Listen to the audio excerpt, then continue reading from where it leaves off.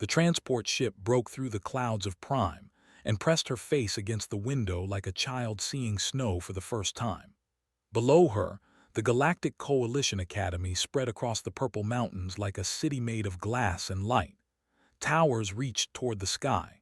Training fields stretched for miles. Ships of every shape and size moved through the air like metal birds. She was 19 years old. She was the first human to ever set foot in this place, and she was absolutely terrified.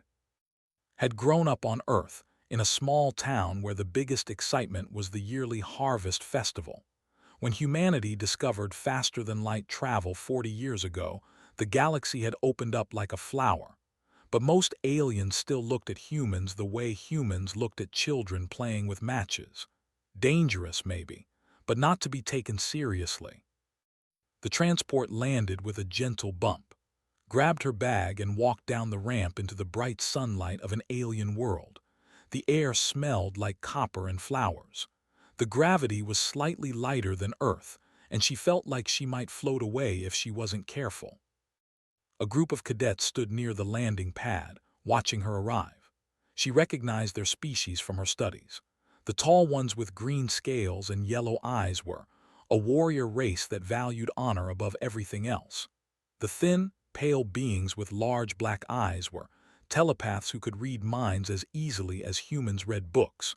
The creatures that looked like upright insects with too many arms were a hive species that shared thoughts with each other through some kind of mental link. None of them looked happy to see her. Straightened her shoulders and walked toward the main building. She had trained for 2 years just to qualify for this academy. She had beaten out thousands of other humans for this single spot. She would not let a few unfriendly looks stop her now. The registration process took 3 hours. She was scanned, measured, tested, and questioned by a dozen different officials. They seemed surprised that she could understand their language, even though translation implants had been standard for humans for 20 years now. They seemed even more surprised that she could read their written words. Finally, she was assigned to Barracks Theta 7 and given directions to find it. The barracks was a large room with sleeping pods built into the walls. 4 other cadets were already there when arrived. A male with dark green scales sat on a bench, sharpening a blade that looked like it could cut through steel. A female with silver markings on her pale skin floated slightly above the ground, her large eyes watching with curiosity. 2 stood perfectly still in the corner, their many eyes tracking movements like cameras. Set her bag down on the only empty sleeping pod. "Hello," she said. I'm looking forward to training with you." "Silence." The snorted and went back to his blade. The didn't move at all, but the tilted her head slightly and felt a strange pressure behind her eyes. "You are the human," the said. Her voice was soft like wind through leaves. "I am Thessaly. I was curious what your thoughts would feel like." And asked. Thessaly's large eyes blinked slowly. "Strange. There is static. I cannot read you clearly. Most species are like open books. You are like a book written in a language I do not fully understand." Didn't know if that was good or bad. She decided to take it as good. The next morning, training began. Woke before the artificial dawn and found that the other cadets were already up and preparing. She dressed quickly in her cadet uniform and followed them to the training grounds. Commander Oral was waiting for them. He was the largest had ever seen. His scales were the color of old blood, and scars covered his face and arms like a map of old battles. His yellow eyes swept over the assembled cadets and stopped on. Something cold flickered in those eyes, something that looked like disgust. "Cadets," he said, his voice like stones grinding together, "welcome to the academy. For the next 3 years I will turn you from soft children into warriors worthy of the coalition. Some of you will fail, some of you will quit, and some of you," his eyes found again, "some of you should not be here at all." Kept her face blank. She had been warned about this. Humanity was still considered a provisional species by the coalition. Many aliens believed that humans were too young, too weak, too primitive to deserve a place among the stars. Commander Oral was clearly one of them. The training that day was brutal. They ran until their lungs burned. They climbed walls until their muscles screamed. They fought hand to hand until blood was spilled, was slower than the, weaker than the, and completely blind to the telepathic attacks they used. But she didn't quit.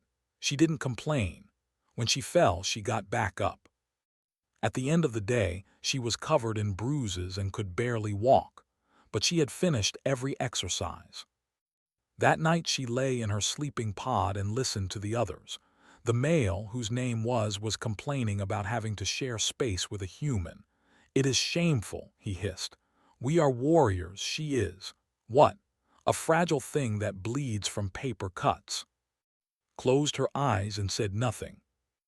Later, when the barracks was quiet and dark, she heard footsteps outside.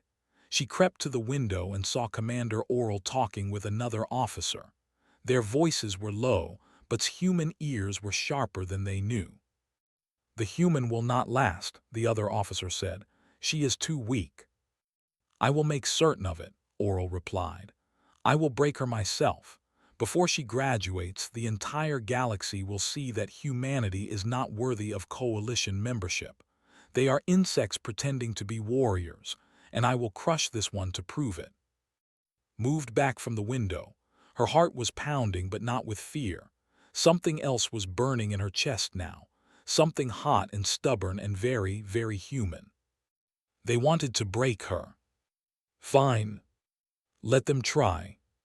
3 weeks passed at the academy, and learned what it meant to be hunted. Commander Oral never touched her himself. He was too smart for that. Instead, he found other ways to make her life a living nightmare. He called it species-appropriate conditioning, and he spoke about it as if he was doing her a favor. The first test was cold. Humans, he explained to the class, came from a warm planet. They were not built for the frozen places of the galaxy, so he sent into the chamber for 4 hours. The temperature dropped to -40 degrees. Her fingers turned blue. Her breath froze in the air. Ice formed on her eyelashes. But she sat in that chamber and refused to press the emergency button that would end the test. When she walked out, her body was shaking so hard she could barely stand. Commander Oral looked at her with something like surprise. Then his yellow eyes narrowed, and she knew he was already planning the next test. The second test was oxygen. Humans needed more oxygen than most species. Their brains were hungry things that died quickly without air. So Oral put her in a low-oxygen environment for 6 hours. Felt like she was breathing through a straw. Her vision blurred, her head pounded. Every thought was like swimming through mud. But she completed the navigation exercise she had been assigned. Slowly, painfully, but completely. The third test was noise. Humans had sensitive ears, Oral said. Their primitive brains could not handle sensory overload. So he put her in a room where sounds crashed against her from every direction. Alarms, screams, explosions, metal grinding against metal. For 5 hours, sat in that room and felt her skull vibrate with noise. Blood dripped from her nose, but she did not break. After each test, she returned to the barracks and collapsed into her sleeping pod. She did not complain. She did not ask for medical attention unless she was ordered to go. She simply endured. The other cadets began to watch her differently. Chiton of 7, one of them, approached her one evening after a particularly brutal training session. The creature stood very still, its many eyes studying her face. "The collective has been discussing you," it said, its voice clicking and buzzing. "We predicted you would break by now. You have not. The collective is reassessing." Didn't know what to say to that, so she simply nodded. Thessaly, though, began sitting next to her at meals. The telepathic alien rarely spoke, but her presence was a quiet form of support. Once she reached out and touched his hand. "Your mind is still full of static," Thessaly said. "But underneath I sense something, like a fire that refuses to go out." "Stubbornness," said. "Humans call it stubbornness." Thessaly tilted her head. "We call it something else. We call it dangerous." Even the who had complained about sharing space with a human stopped making comments. He still didn't speak to her directly, but when struggled to lift a heavy training weight, he quietly moved closer and adjusted her grip, showing her the correct technique. Then he walked away without a word. Commander Oral noticed these changes, and they made him angry. One morning, he called to his office. The room was cold and bare, decorated only with weapons hanging on the walls, trophies from his many battles. Oral sat behind a metal desk and looked at her with those cold, yellow eyes. "You think you are winning," he said. "You think that surviving my tests makes you strong, but you are wrong. You have only survived because I have been gentle with you." Kept her face blank. She stood at attention and said nothing. "Tomorrow," Oral continued, "you will undergo a live fire assessment. Combat drones will attack you and you will defend yourself. This test is normally given to final-year cadets, but I believe you are ready." His mouth twisted into something that might have been a smile. "The Academy must see what humans are truly made of." His heart pounded, but her voice was steady when she spoke. "Yes, Commander, I understand." That night Thessaly came to her sleeping pod. This pale face was worried, her large eyes dark with concern. "I have heard something," Thessaly said quietly. "The commander has requested that the training weapons be calibrated to standard. Do you know what that means?" Shook her head. "They have thick scales, high pain tolerance. Their weapons must be set to a higher level to cause them discomfort during training. But you are human, your skin is soft, your pain receptors are more sensitive." Thessaly leaned closer. "If those weapons hit you, the pain will be extreme, far beyond what the Academy considers safe for your species." Was quiet for a long moment. She thought about the cold chamber, the low oxygen, the noise, all the ways Oral had tried to break her, and now this. "Thank you for telling me," she finally said. Thessaly grabbed her arm. "You could report this. The calibration is against regulations. You could refuse the test." "And then what?" asked. "He would find another way, and everyone would say that the human was too weak to face a simple training exercise." She shook her head. "No, I have to do this. You could be seriously hurt." "I know." Thessaly stared at her for a long moment. In those dark eyes saw something she hadn't seen before: respect, fear, and something else that might have been admiration. "Humans are strange creatures," Thessaly said softly. "Yes," agreed, "we are." The next morning walked to the combat arena. It was a large circular room with high walls and an observation deck above. Commander Oral stood on that deck, looking down at her with anticipation in his eyes. Other instructors stood beside him. This was not just a test, it was a show. 12 combat drones floated in a circle around the arena. Their weapons hummed with energy, their targeting systems locked onto his body. She took a deep breath. She thought about her home on Earth, about the small town where she grew up, about her mother who had cried when left for the academy, about her father who had hugged her tight and whispered, "Show them what humans can do." The starting signal sounded. The drones opened fire, and the pain began.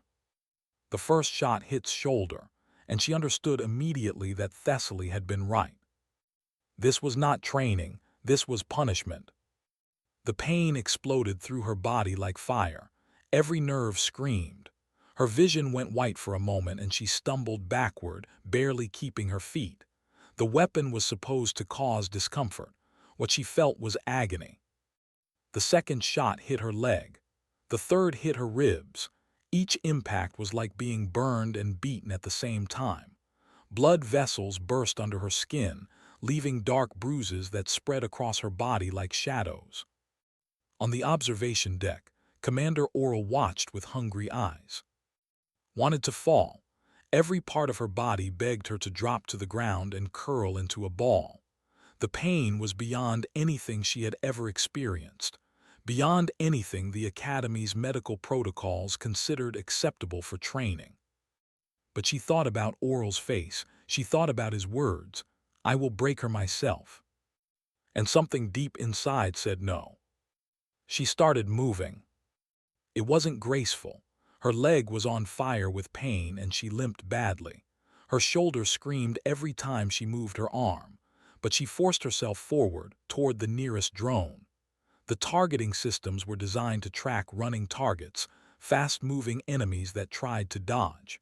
They were not designed for someone who simply walked forward, taking hit after hit, refusing to stop. Fourth shot, fifth, sixth. The body was a map of pain now. Tears ran down her face, but she didn't make a sound, she just kept moving. She reached the first drone. It was floating at chest height, its weapon pointed directly at her face. Grabbed it with both hands, ignoring the shot that hit her stomach and twisted. Something inside the machine cracked. Sparks flew. The drone went dark and crashed to the ground. 1 down, 11 to go. In the observation deck, Commander Oral leaned forward. His scales had gone slightly pale, a sign of surprise. "Increase the intensity," he ordered his aide. The aide hesitated. "Commander, the weapons are already above safe limits for her species. If we increase further, we risk permanent damage." "I gave you an order." The aide's hand trembled as he adjusted the controls. The next shots hit like hammers. She cried out for the first time, a sound torn from her throat against her will. Her legs gave out and she crashed to her knees. For a moment, she couldn't breathe. The world spun around her in circles of pain. "Get up," she told herself. "Get up, get up, get up." She pushed herself to her feet. Blood was running from her nose now. Her entire body shook, but she was standing. The cadets in the barracks were watching on screens. They had gathered without planning to, drawn by the whispers about the human's test. The stood with his arms crossed, his yellow eyes fixed on the screen. Chiton of 7 was completely still, all of its eyes focused on small figure. Thessaly floated beside them, her hands pressed to her chest, her face twisted with worry. "She should have fallen by now," said quietly. "Any would have fallen by now." "The collective agrees," Chiton of 7 clicked. "This should not be possible." On the screen reached the second drone. She didn't have the strength to grab it properly this time. Instead, she threw her body against it, knocking it to the ground and stomping on its weapon housing until it broke. Then she turned toward the third drone. Another shot hit her back. She stumbled forward, nearly fell, caught herself on her hands and knees. For a terrible moment, she didn't move. Then she started crawling. In the observation deck, Oral's aide spoke again. "Commander, this is beyond any standard protocol. She is seriously injured. We should stop the test."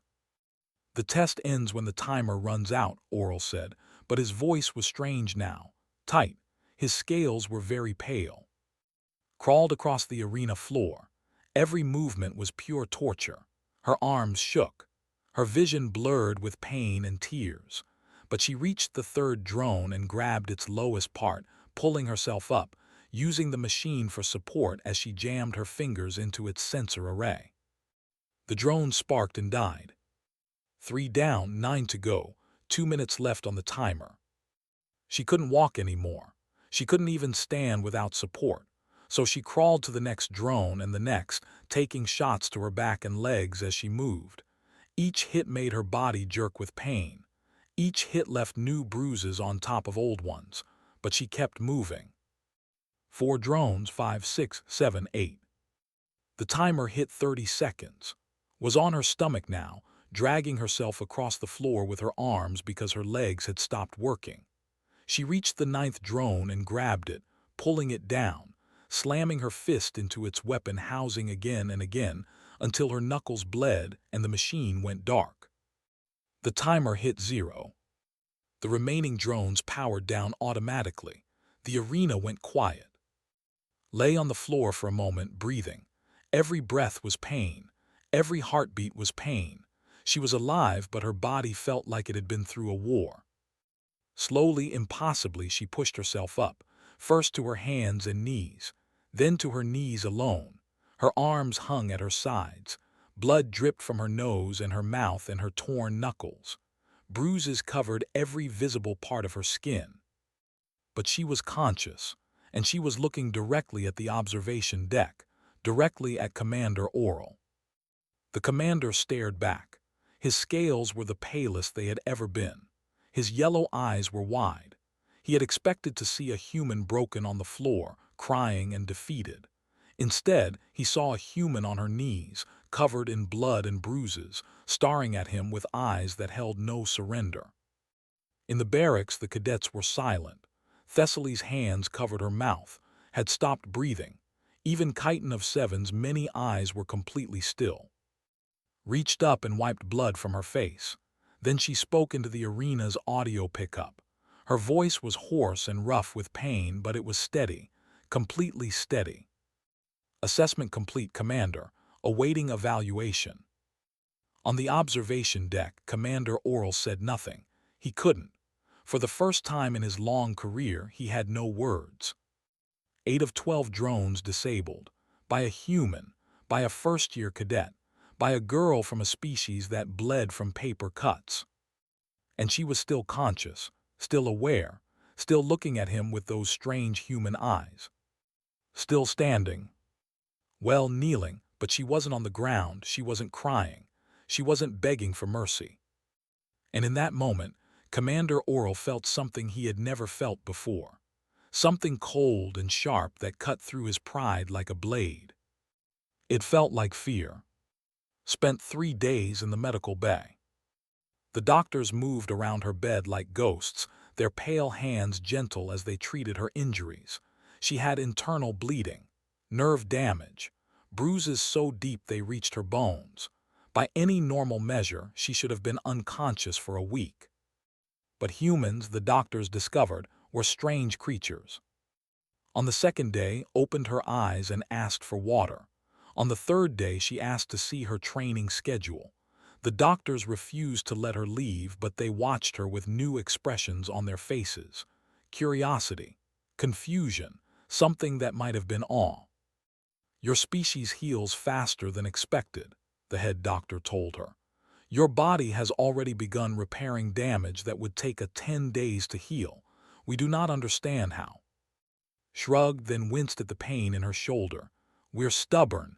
Even our cells are stubborn. The doctor tilted her head, not understanding the joke, but she made a note in his file anyway. When finally returned to the barracks, something had changed. Chiton of Seven approached her first. The stood very still, all its eyes fixed on her face. The collective has discussed your performance at length, it said. We have reached a decision. You have earned recognition of endurance. This is an honor we have given to only 3 none in our history. Didn't know what to say. Thank you, she managed. It is not thanks we offer, Chiton of Seven replied. It is acknowledgement. You have proven that your species contains unexpected qualities. At meals, Thessaly sat beside her openly now. Before, they had been subtle about her support, careful not to be seen as too friendly with the human. Now she sat close enough that their shoulders almost touched, and she glared at anyone who looked at with hostility. Your mind is still full of static, Thessaly said one evening. But I think I understand it now. The static is not confusion, it is noise, like the noise room they put you in. Your mind is constantly fighting against pain, fear, doubt. And underneath all that noise, there is something that refuses to stop, something that just keeps going. That's very poetic, said. It is terrifying, Thessaly replied.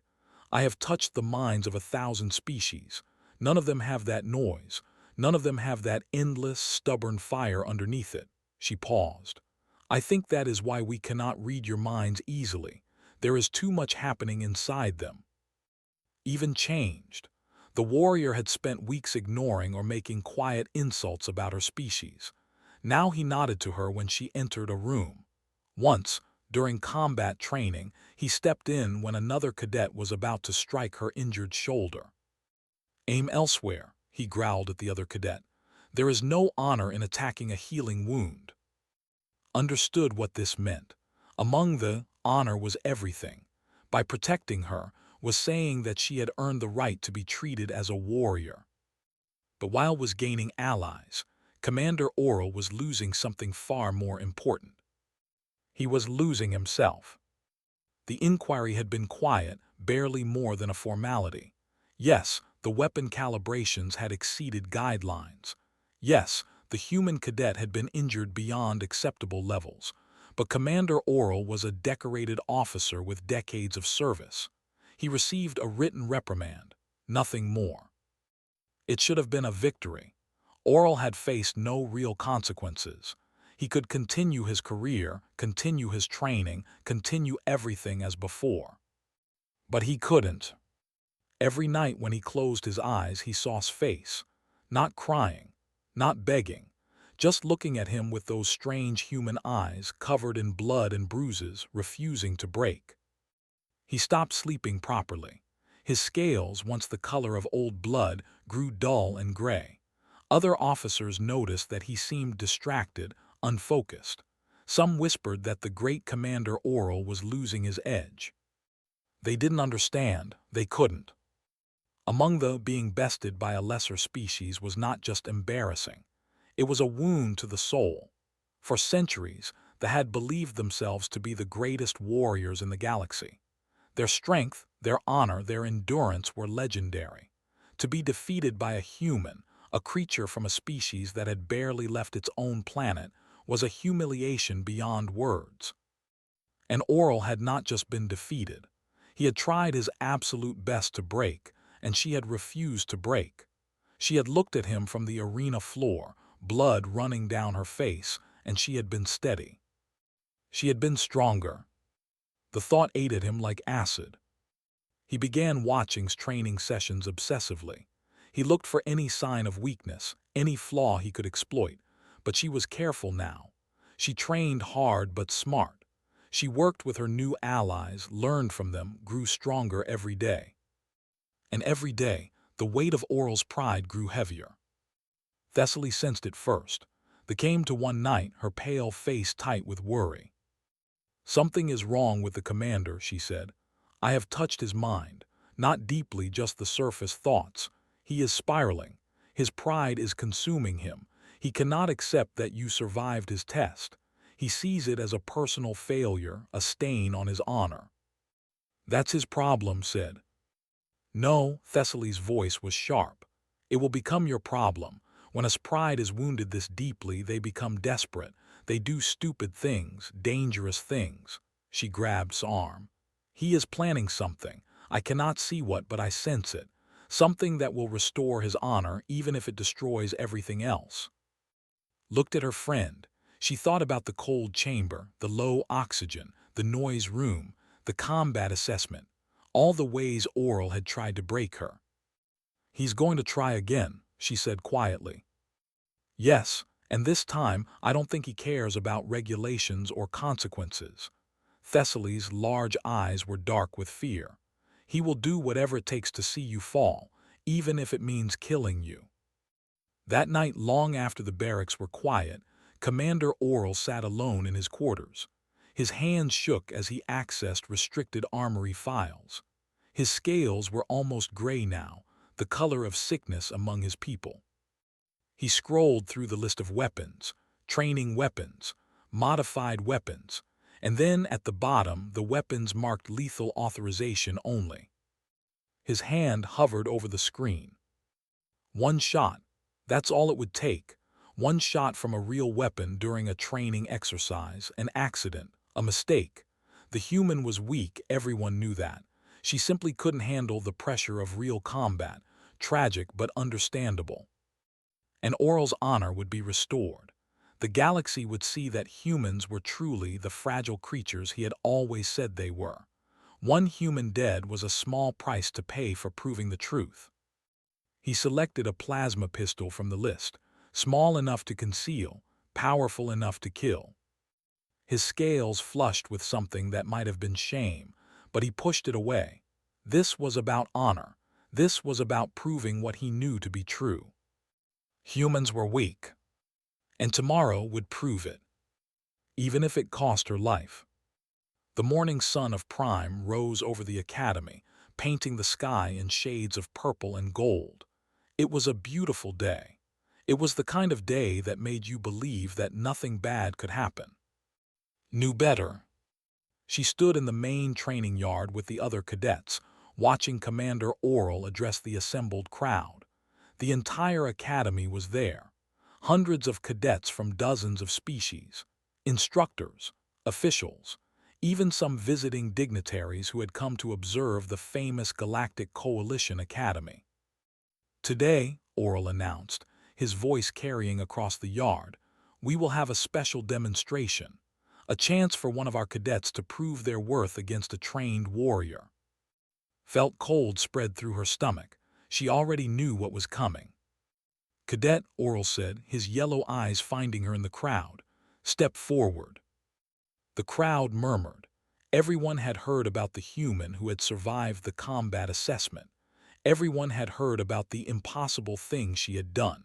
Now they were going to see if the stories were true. Walked forward. Her legs were steady. Her heart was pounding, but she kept her face calm. Today, Oral continued, Cadet will face me in single combat, an honor normally reserved for the most promising cadets. I believe she has earned this opportunity.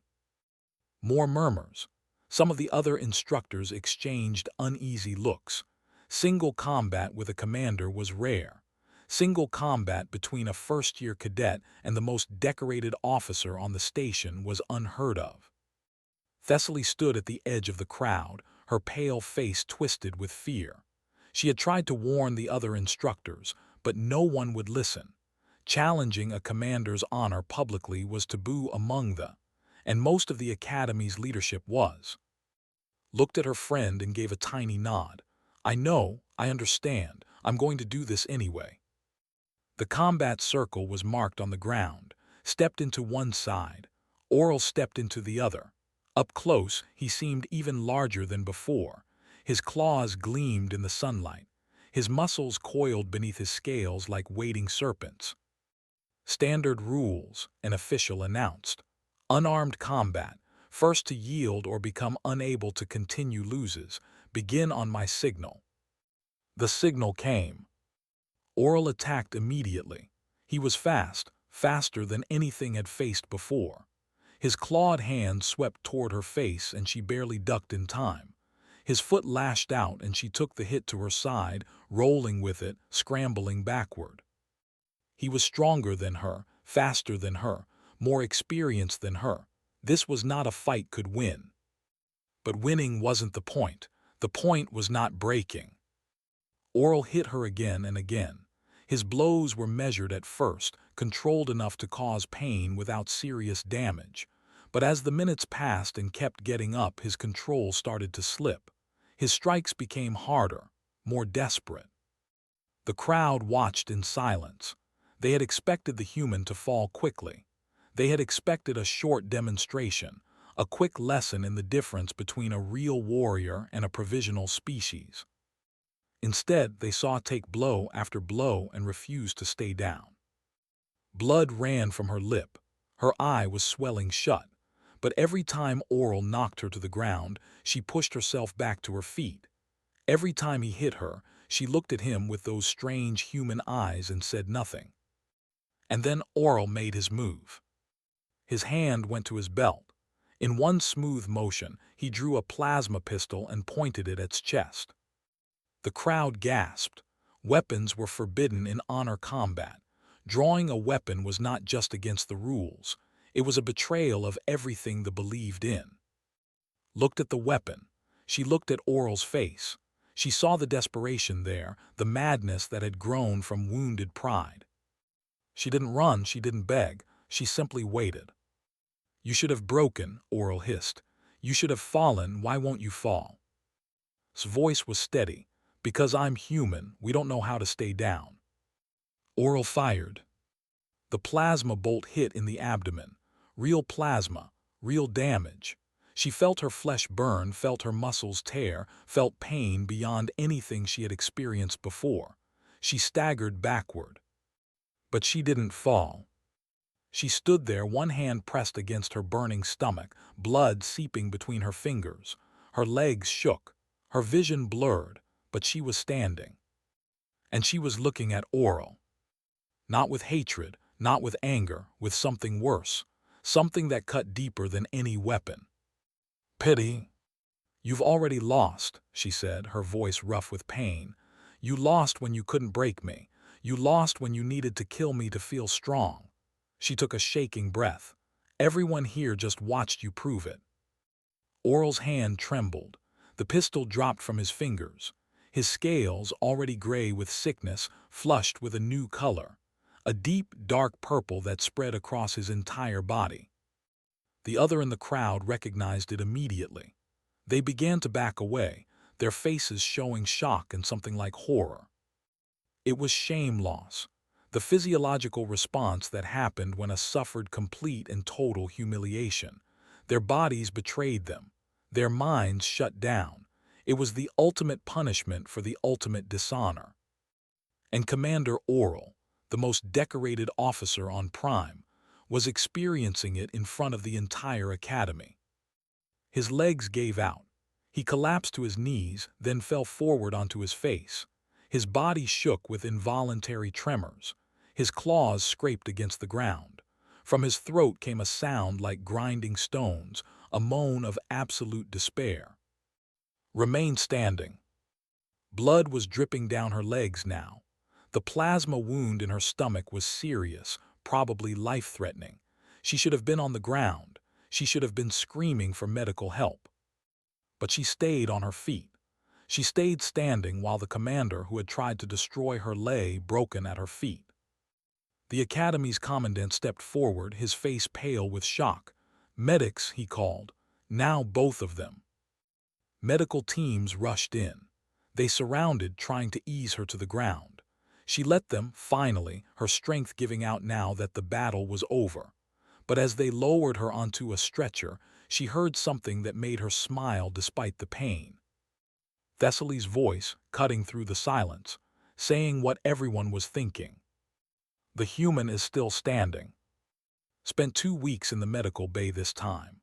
The plasma wound had been serious, but the doctors saved her life. They marveled at her recovery, at the way her human body fought to heal itself even from such terrible damage. Commander Oral was quietly discharged from the academy, not for the attack, though that certainly played a part. A who suffered public shame loss could never command again. It was built into their biology, into their psychology. He would spend the rest of his life as an outcast among his own people. Felt sorry for him. She couldn't help it. He had tried to kill her, but in the end he had destroyed himself. When she finally left the medical bay, she found the entire barracks waiting for her. Stood at the front, his yellow eyes shining with something that looked like pride. Chiton of 7 clicked a greeting that the collective only used for honored warriors. Thessaly floated beside her friends, a rare smile on her pale face.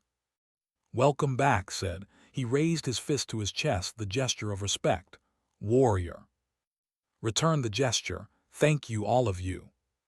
3 years later, she graduated from the academy with the highest honors in her class. 5 years after that, humanity was granted full membership in the Galactic Coalition.